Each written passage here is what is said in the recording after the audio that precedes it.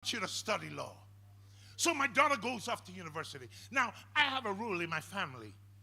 We will never go 1 week without speaking. You can be as grown up as you want. You can be as married as you want. But we will never go 1 week without speaking. So my daughter goes off to university, and guess what? A week goes by. I don't hear from her. I call her older sister up. I said, Steph, have you heard from Chris? She said, no, Dad. Okay. I call her number. 2 weeks go by. I hear nothing. 3 weeks go by. Nothing. And I'm calling daily, leaving multiple messages. So, but no reply. How rude. Can you imagine as an African dad? You call your daughter up and 3 weeks, no return call? So I called the phone company. I didn't even know the phone was still registered in my name. So I said, can you tell me the last time she made a call? And they said, yes, she called just 5 minutes ago. What? So I said, okay. I ring the university up. I said, I'm sorry. My daughter is missing. 3 weeks, I've not heard from her. Can you tell me if she's still in school? They said, Mr. Edwards, I got a call back.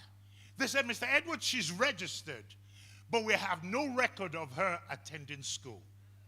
I said, okay. So I called her up one last time. I said, Chris, I give you 24 hours. You see, I live 6 hours from Aberdeen.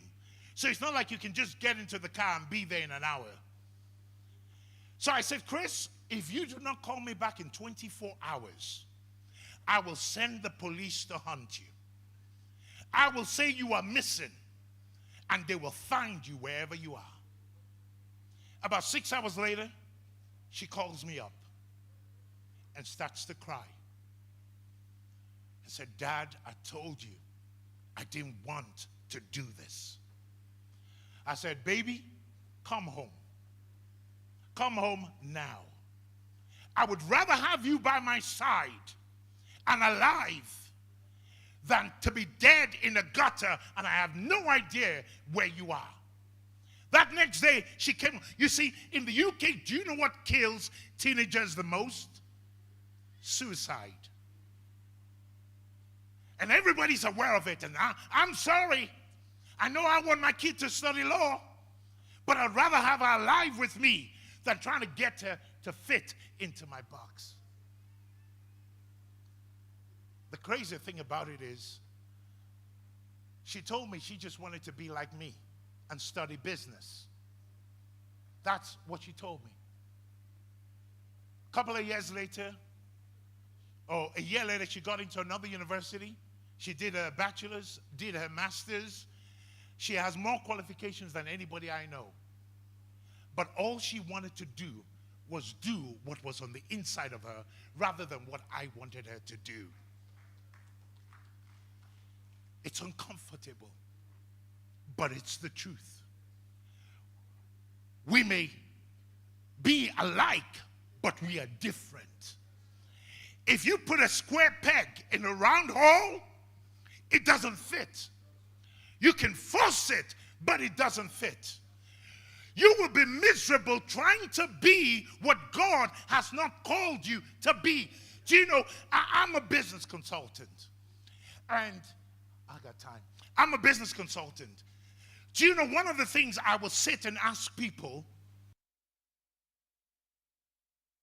ask them, what is your vision? And I'm always frustrated when I ask an entrepreneur or a CEO, what is your vision? And they tell me, that is not a vision.